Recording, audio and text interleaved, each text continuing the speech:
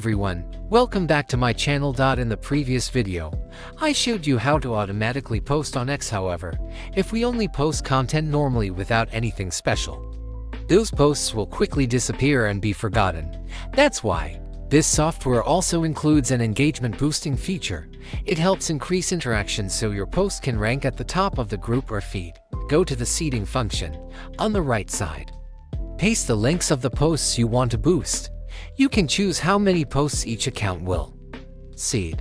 For comments, click this section and select the content you prepared in advance.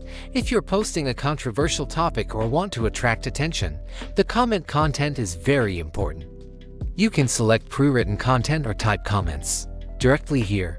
You can also like the post or retweet it. After you finish all the settings, select the accounts and click Start.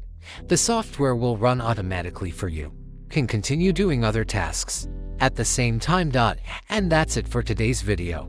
Thank you so much for watching until the end.